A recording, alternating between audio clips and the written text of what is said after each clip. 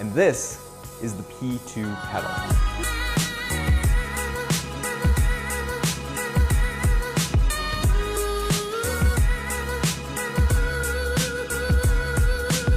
Over the course of development, we're always striving to improve products that are out in the field already.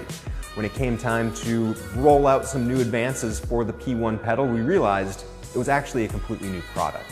Many things carry over that you're familiar with the P1 pedal. So just like the P1, the P2 can be moved from bike to bike easily with just a simple 8mm Allen key. There's no special installation instructions. They mount on just like regular pedals, except they still broadcast power, cadence, and advanced power metrics when you're paired to a Bluetooth device using something like our PowerTap mobile app or the Ruby training app. The P2 pedals are also lighter than the P1 pedals.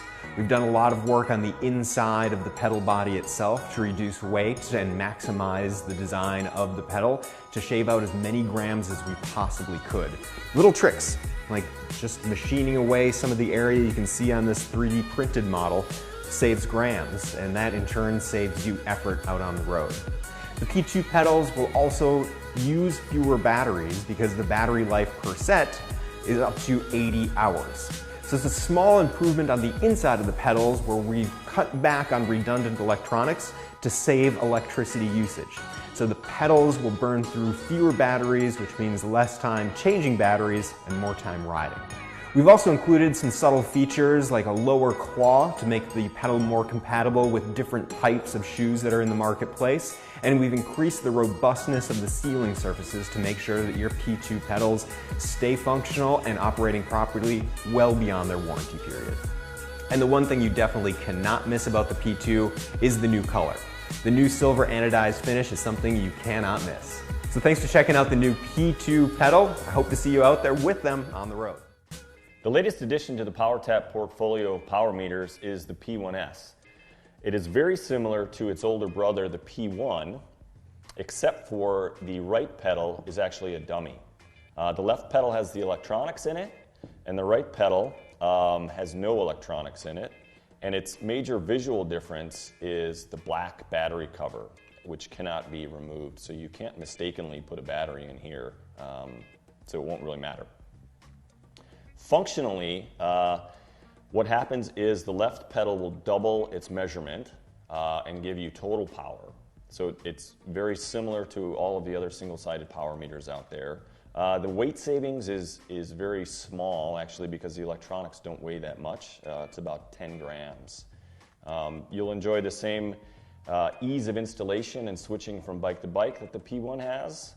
And in addition to that, it broadcasts in both Bluetooth and ANT. One of the other major differences is the cost. So these are $699 US, whereas the P1 is $1199. So there's a big savings there because half of the electronics, which are quite expensive, aren't present. So if you're interested in getting into power and you want a pedal power meter system, this is a great option. We will down the road offer an upgrade to the right pedal so that you'll have both pedals gauged up. Today we're going to walk through the initial setup of the P1 pedals, including installation and then pairing to your head unit. What you'll need is an 8mm hex wrench. Obviously you're going to need two pedals, right and left, and if you're using a carbon crank with an aluminum insert, you'll need the two pedal washers that were included with your pedals.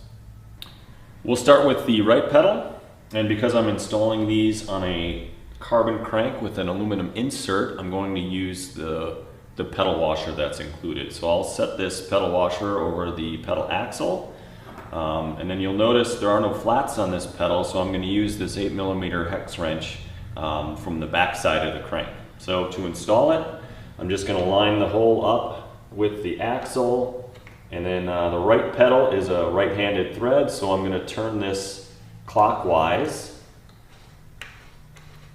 all the way in, and then I'm just going to snug it down.